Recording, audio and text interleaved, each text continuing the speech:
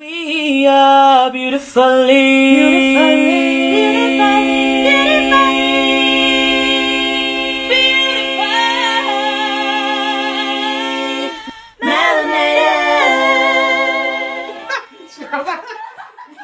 Welcome to the Beautifully Melanated podcast. I'm your host, Sarah, and I'm here as usual with my lovely co-hosts. I'm Karen. And I'm Kay. Welcome to this week's episode. Before we get into the topic we're going to talk about tonight, I'm going to start off with some reader letters from last week's episode, Interracial Dating and Identity. So the first one is from Claire in London, and she says, "Wow, this was deep and thought-provoking. Elise was amazing, and she really opened my eyes. I heard an open and honest account for the very first time from a white person, which is extremely rare. I have never heard a white person speak like this. I felt like I wanted to meet her and be friends with her. I did have a couple of questions, but they were eventually answered. I will listen to the podcast again and share it with some white ladies to get their take on it. I will also share it with my friends. So thank you for sharing it and stay blessed." And the next feedback comes from Debbie, also in London.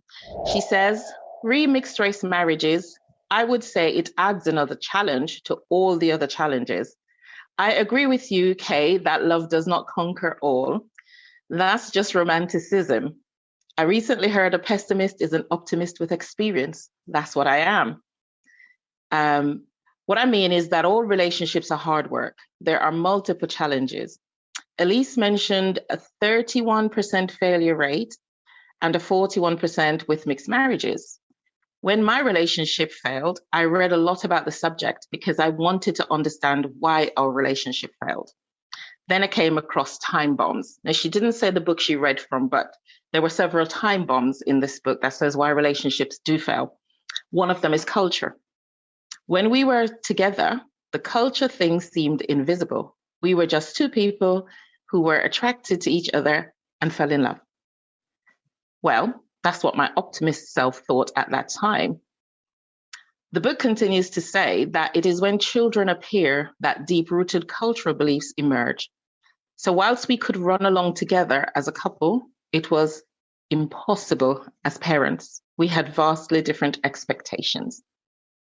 So thank you, Debbie, and thank you, Claire, for your feedback. Sarah and Karen, do you have anything you want to say in response? I'll just quickly say, I just echo what the First Lady said, and I think it was really interesting having our guest on. I haven't spoken to many white ladies about this kind of topic, so I think it was really good to show the other side, flip the other side of the coin. So yeah, thanks, Elise. It was really interesting. Karen, do you have anything to say about it?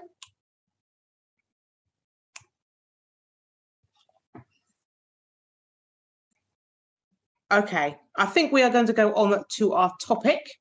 So our topic this week is something that I have chosen, and it's about growing old, or growing older anyway. I've been having like a mini life review, and I know when you have a life review, when you are approaching death, but recently I've been thinking about when I was a child. I've been thinking about when I was a teenager, and my early adulthood and my experiences.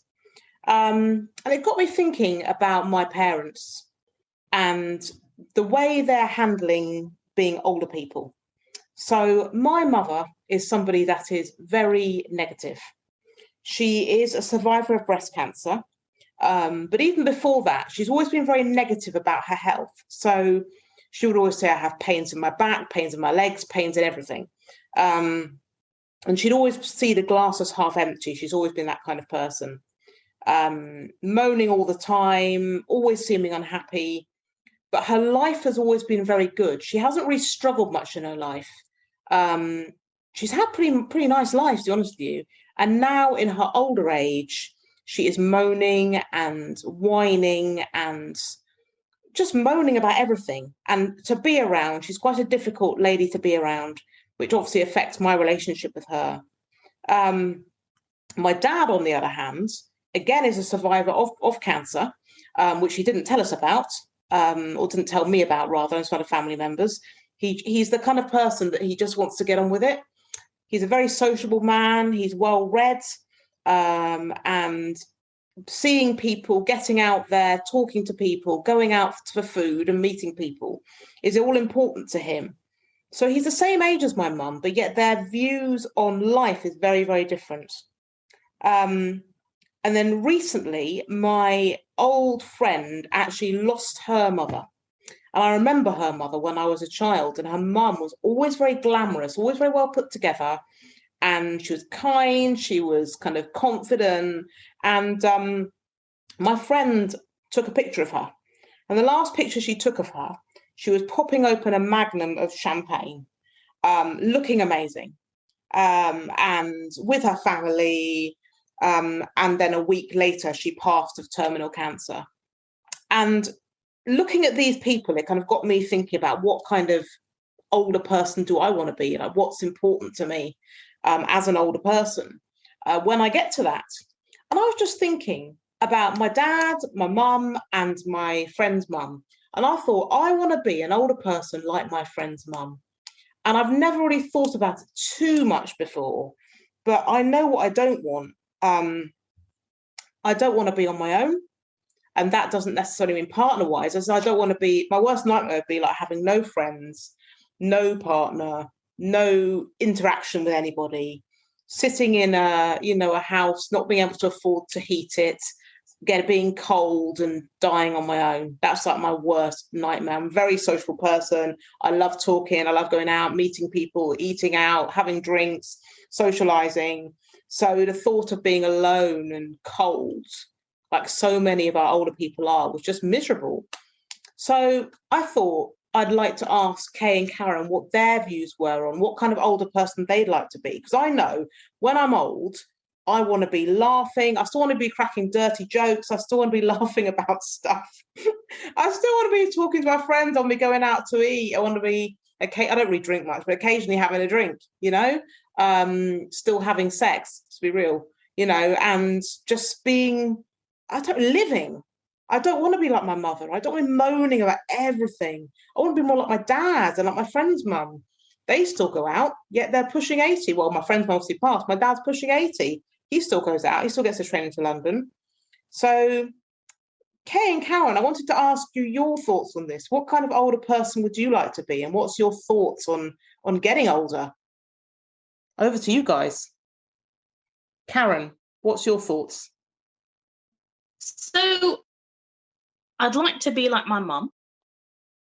My mum is 80. She had her 80th birthday in August. And she, luckily, is very healthy. She did have a cancer scare. And she had an operation for bowel cancer, but she survived it and is doing really, really well. She looks amazing. She looks fantastic. She's got grey hair. She cut it short. But she puts herself together beautifully. And like I say, luckily, she's in good health. My kids always say, as long as Nan can still fry dumpling, it's all good. So I'd like to be like her. She is the matriarch of the family. She's very, very family orientated. We always go around for Christmas dinner. I've got a very, very large family, and we all, congregate at Nan's house. So I'd like to be like my mother. She is very energetic. She loves life, always traveling. And she has a lot of family and a lot of love. She's a much loved woman, and I think that's what keeps her young and keeps her kind of vibrant and happy. So I think I'd like to be like my mum, definitely. Although my dad passed away a long time ago, over 20 years now. And so she does live alone. But like I say, she is full of life. She loves dancing, loves her music. She's my example of a happy, healthy older person, really, and I'd like to be like her. Yeah, Karen, I know you said before about your mum and the way did you say something about her always being very well presented? Because I remember when I saw a picture of her, she was very well presented lady. Is that important to her to keep looking good so she feels good? My mum is a hot 80-year-old. Of course. I've seen a picture, Karen. You're right. You're absolutely right. You're right. She is. She's smoking. It's great. That gold top she had on, that gold top was sensational. Yeah. And she was still moving very smoothly. She was. I'm telling you, she loves her Beres Hammond, and yeah, she she loves dancing, and yeah, she looks good. She's always been very well put together. As a young woman, she was very busty, very attractive, and yeah, she always looked nice. So I think she's carried that on. Obviously, she's appropriately dressed now. But yeah, it's always been really important to her. I think just, putting herself together well. And I think she enjoys it. I think she enjoys the glamour and the glitz and things like that. Love it. So yeah. Love it, Karen. That's what I want to be like. I want to be wearing a gold busty top when I'm 80. I do though. I know it sounds really shallow, but I think that's fab. To wear that is a goal to be sexy in 80. Why not? Yeah. Why do we have to go into prunes and old sultanas? We can actually be sexy and 80. And I know it's not talked about, but yeah. And she was hit on the other day. Really? Karen, say some more. So someone I know, we grew up on the same street, he was saying to me that his brother, kind of has a crush on my mum. And his brother must be in the 60s, perhaps, maybe something like that. Oh, like, Mum! I told my mum she was lovely. So Karen, I'd like to still be hit on when I'm about 80. That'd be good. Sounds good. After your dad passed, did your mum date, find love again? Definitely not. My dad passed when my mum was about 50. And she never, ever dated. She said he was the love of her life. She was happy with him and she didn't want anyone else. That was it for her. She never dated again. Wow. And maybe that's why she stays so young. No stress. Exactly. Yeah, I was thinking that would explain a lot. No, she looks amazing, Karen. She looks. Do you think that's helped you be a put together person? Because I think my mum is my greatest role model. Definitely, she is my role model, and so I guess watching my mum get dressed up. I remember she had this huge fur coat. I know it's not terribly fashionable now, but she had this. I think it was a mink coat. Yeah. And I remember Oh, we're losing Karen. To go out with my dad, and so lovely. She just always. Oh, we just lost you, Karen. Tell us again. Can you hear me now? Yeah. Oh, sorry about that. My Wi-Fi connection is very poor today. I was just saying that watching my mum get dressed up to go out with my dad. We're losing Karen again. You know what we're going to do? We'll go on to Kay and then we'll come back up to Karen. Was a really lovely experience. Kay, let's go on to you. Yeah. Karen, when you come back, I'll just pause so you can finish your sentence. But we didn't hear most of what you said, so we want to give your connection a time to come back up.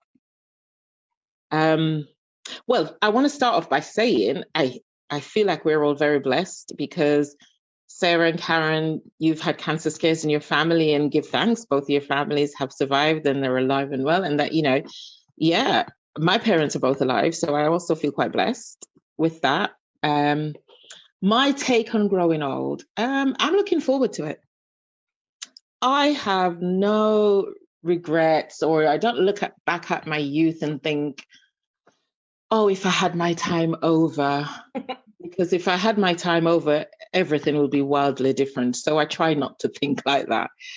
what I'm doing is looking forward to getting older. The kids are grown, and all the things that I didn't do, or all the experiences that I put on hold while I was raising my family, I'm going to have them. And it doesn't matter what age, I am going to have them.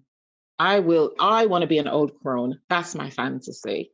Living on the edge of, I don't know, not society, but maybe on the edge of a lake or something in a beautiful little cottage where my lovers can sneak in undetected and leave again before daylight.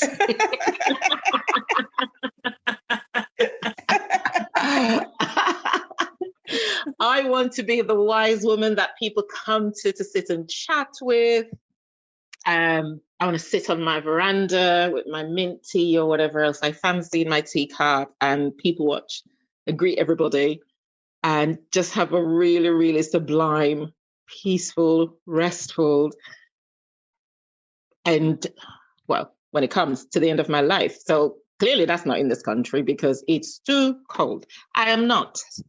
Listen, the cold winds me up now. I cannot imagine, as Sarah said, being old, Yep. going to do my food shopping with a, oh my God, no, that is my nightmare. Nope, I'm not pushing getting your trolley old around the here. supermarket, Right? And When come you're back to old, a cold house saying, I can't afford to heat it. It's heat or eat. Oh. yes. No And then thanks. people glaring at you because you're not moving quick enough or you're driving too slow. That is not a bit of me. That is not my portion. So I will be in the sun, and yeah, I'm going to have a good time. I'm really looking forward to it. I'm also looking forward to being a grandparent, and I will spoil them rotten. My kids are already aware of this. If I'm blessed with grandchildren, I will spoil them and I will enjoy them, but I won't raise them. That also is not my portion. I will be there as much as I can, but I want to not be like my mom in the sense that she devoted herself to God and the church, and I don't know what Jesus expects of his women, but yeah, if that's it, I'm not sold. I do think, Sarah, listening to you talk about your mom, that it's something I have seen when I worked in end of life, and it was quite a privilege to be with people at the end of their lives for a few years when I worked in hospices. I loved it because, yeah, privilege.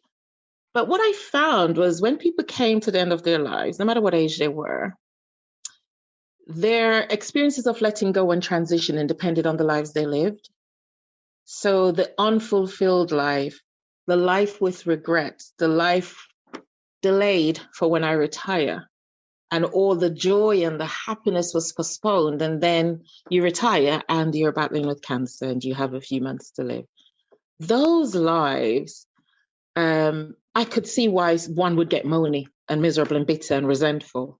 And that's something I've had to really work on in therapy, is to let go of my experiences so that I don't carry that bitterness with me, which is kind of similar to the church women who, when I was growing up, were both terrifying and fascinating. But they mostly seemed, looking back, unhappy and bitter. And I don't want it to be me. So yeah, old crone, that's where I'm headed. It sounds really interesting, actually, what you're saying about bitterness and old age and you working in that kind of field. What did they say, Karen? What did the older people say before they kind of passed away? Was there kind of general consensus about what they were saying? Did they have any pearls of wisdom that they gave you before they passed? So generally, and this is anecdotal in my experience, the people who lived well-lived lives didn't delay any they didn't delay their happiness. They embraced life fully, let go quite easily. They had no regrets. And so when the time came to die, it was really peaceful. And the opposite was true for those whose life didn't go the direction they wanted, and they were waiting to get older to fulfill it, and then it was taken away from them. But the one nugget that I'll never, ever forget was asking an old couple. So they were 60 odd years married. Wow. And he was terminally ill, and his wife was with him every day. And I asked her, what sustains that kind of love for 60 years? Because they genuinely seem really happy together. And even their part in their letting go wasn't traumatic. It was filled with love, more love. You know, even as he was going, there was just so much love there. And she said, when I met him, when we met each other and we knew we were going to be together forever, that was it. There was never any kind of idea that we wouldn't be together. So we committed to it through the difficulties, through raising our children, through all the experiences. She said, but we always had fun. We always had fun. And she said, of course, she would never remarry. This is a great love of her life, like Karen's mum. But even in death, in letting go, she was just blown away by the love she had for her husband. And I was blown away by that. And I thought, this is what it means to love. You know, I asked her, you know, if someone told you 60 years ago, you're going to marry this man, he's the love of your life, but you will have to spend some time without him, would that change anything? And she said, no, I'd marry him again in a heartbeat. I'll take the years we had. And yeah, I'll never forget that. That is beautiful. That is beautiful. Can you hear me now, ladies? We can hear you now, loud and clear. Oh, that's good. That's so frustrating. I just wanted to say that was really beautiful to hear that story, Kay. And it reminds me of when my dad passed. It's really more my memories of him sort of just celebrating the life and his legacy through his children. That was really what I remember the most. On his deathbed, he had all his children around him, and there are quite a few of us. But we're such a close family. And he just said, you know, life goes on without me, but you have each other. And we have stayed together. We are very, very close. And yeah, I think you're right. When you lead a really full life, as my dad did, my dad lived a very full life. He was a very colourful character. And I think he left, his legacy was his children, his family. And, you know, we always joke and say, if Dad could only see us now, I mean, he has so many grandchildren, so many great-grandchildren, so many great-great-grandchildren. Wow. Yeah, it is amazing. So you're right. Yeah. I think living life to the fullest when you're here, no regrets. When you go, you know, there's no regrets. You've done everything you can. And I would like to be like that as well. You know, not waiting until tomorrow, not waiting for this, not waiting for that, but just grabbing life now, because we never know when that time will come. You know, we're on borrowed times. So, and my dad was only 60. I think he was 60 when he passed, which isn't very old. Think about it. No. Yeah. So what does living a full life mean, ladies? What does it mean for you to live a full life? I think for me, sorry, Karen, you go first. No, go ahead. I'm just thinking while I've got some bars that are... Oh, your bars are going my again. reception's decent. Right, your turn. I'll just chip in there. So living a full life for me is, I've got to have laughter. I've got to tell you, I've got to have laughter. I've got to have humour, good friendships, important connections, doing a job that I love, and working with people that I can really help. I think when I'm, say, 90, I obviously won't be working, but I can't imagine a life not working in some kind of way to help people. That to me is not just my career, it's part of me. I did this before I was even a counsellor. I loved helping people and trying to work out how to deal with difficult people. I was always that person that was good at dealing with, I was good at talking to the people other people struggle to talk to. I was good at talking people that were hard to reach. I love talking to those people the most. I find them fascinating often. And so I can't imagine when I'm older, an older person, not doing something again to help people, even if it wasn't in a paid capacity. I'd have to do something. But I love what Kay said just now about the older couple, and they had fun.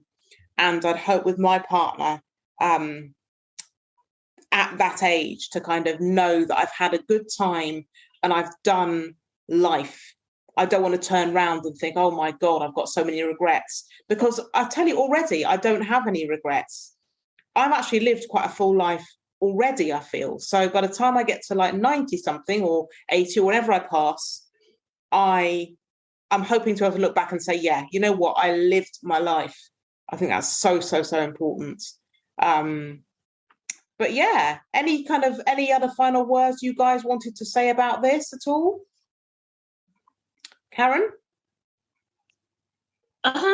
Yeah, I was just going to say, like you, I don't feel that I have any regrets. Someone once said, you can only regret the things you haven't done, not the things you have.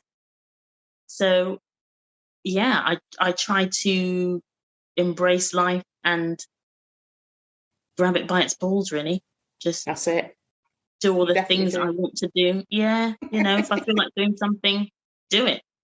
I just wanted to say quickly, because I wasn't able to earlier, in response to what Kay read, it was an email, I think it was, from a listener who said that she found the cultural differences quite impactful when raising children. Yep. I'd like to add to that and just say that actually my husband and myself are of the same race. He was Jamaican and I am British born. My parents are Jamaican. And I found the same disparity. I found that culturally we were at odds. And that's not a racial thing. It's not a color thing. I think two people can parent completely differently. So while I completely appreciate what she's saying, the fact that culturally there were differences, I would say that my life echoed that. It was the same for myself and my husband, that we were not on the same page and we had a cultural difference, but not because of color. So I just thought it was important to say that. But yes, in terms of living life to the fullest, yeah. And I hope that you ladies will grow old very disgracefully with me. Oh, absolutely. Totally, you're on. I'm thinking my last tattoo might be when I hit 80s. I've got to mark it.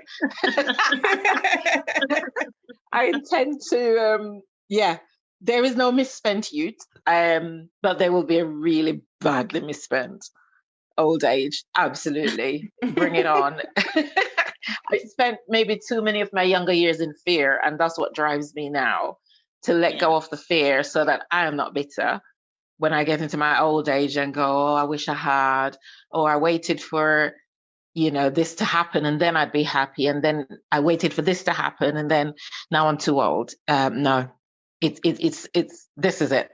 We get one shot and we don't know when our lives will end. Yeah. It's for me, for those who know or roughly have an idea, if you have a disease that's life-threatening and you can plan your letting go process, I would like that for myself. I would like opportunities to say goodbye to everybody. I'd like to attend my own wake. It would be nice. There would be curry goat. I'd still be whining to Beres and everybody else. I would like to say goodbye when my time comes to leave spectacularly. And then everybody can scream and throw them at the funeral. That's cool with me too. So would you like to know then? Actually, that's a good question. Both of you, Sarah and Kay, would you both like to know before your time comes? Would you like to, would you prefer that it was an illness that you knew, you had a certain amount of time, or would you prefer it to just be an accident? God, no. Just taken out. Accident scares me. No, yes, no. I have children. I want to say goodbye. I want to kiss and hug everybody. I want to write letters to my future grandchildren if they're not here yet. I want to write letters to my children for their significant events that I might be missing. I want to say goodbye to my siblings, my nieces, my nephews. Death isn't terrifying to me, but not being able to say goodbye and everybody's traumatized, that distresses me. I wouldn't want that. You know what you're saying that though, but I agree with you. I'd like to say goodbye as well, Kay. But in my experience, everyone that I know in my life that's passed, apart from my friend's amazing mum, who was popping open a bottle of champagne a week before she passed, and then had goodbyes with everybody. Apart from her, not one person I know has had a chance to say goodbye. Everybody else quickly. or they've been ill, but then people have left were at the hospice or something and they've died without them. So, yeah, but at least people were prepared that an yes. ending was coming, as opposed to I've left for work and I don't return home. Yeah, that's horrible. That's still slightly different. I'm glad I had time with my sister before she passed. And I know my nieces listen to this podcast. Their mom was amazing. And I said to her, you will know when you hit that point where it's not curative, it's palliative, and you know that the end is near. Let me know. And she did. And I had 2 weeks with her. I had 2 glorious weeks with her to talk and laugh. And I remember washing her one night before bed, and she goes, now I get the thigh gap. And we just cackled. That's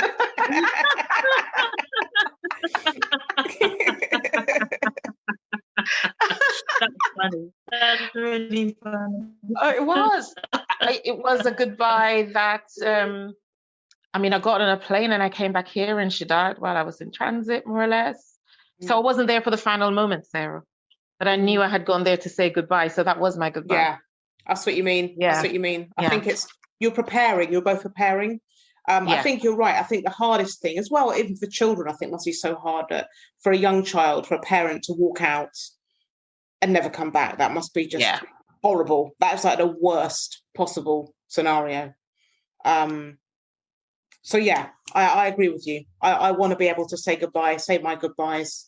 But also with that as well, I don't want to have a situation where I have an illness that's so crippling that it traumatizes my family members, because I've seen that as well, of children being brought in to see granddad when granddad's falling over and everything. So it's not healthy. But yeah, I do want a chance to say goodbye. I was just thinking as well, I think what I'm afraid of is pain. I think for some people to be in a lot of pain before they go, I think that's really, really sad, isn't it? And that's really unfortunate. Sarah, do you think that's why your mum might feel so unhappy, because she is in pain, whether it's psychic and physical or both psychic and physical? Do you think? I think my mum is unhappy because of the physical pain, but the physical pain, I'd say 65 to 70% of it, I feel, is because of her thoughts about her childhood, and her resentments towards certain family members, which she still holds to this day, and they're also alive. Yeah. And she holds great resentment towards them. And my dad wasn't even invited to his own, stepmother's funeral. They had it without him, so it's kind of, he said, does he care?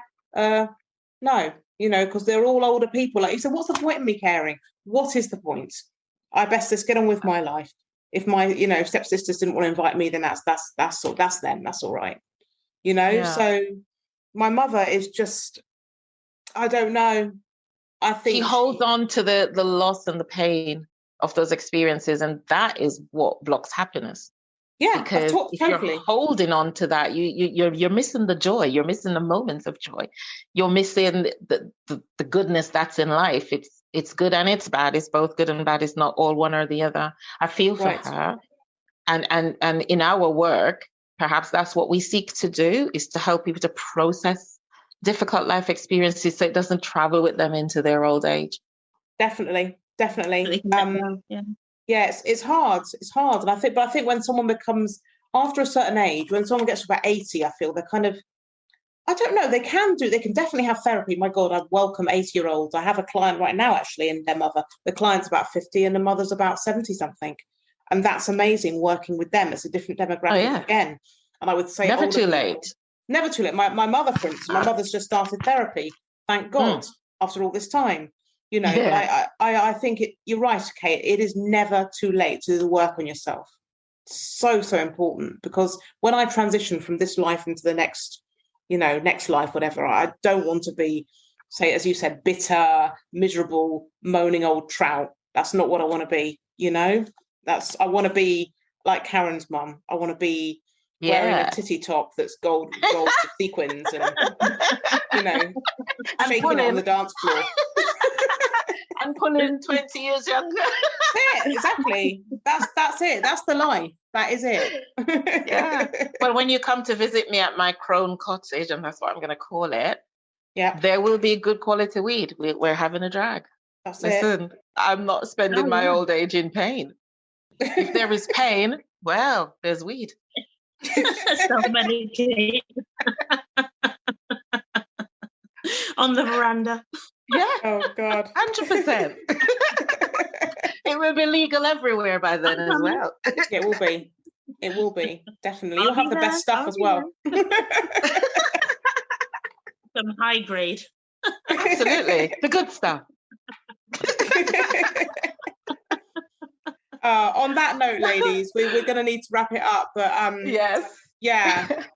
Any listeners have got any experiences or any thoughts on our episode tonight, please feel free to email us at beautifullymelanatedpodcast@gmail.com. And please follow us on Instagram. We're growing that as well. That's Beautifully Melanated Podcast. Thank you, guys. And we will look forward to speaking with you all next week. See you next week. Thanks for listening. Bye. We are beautifully.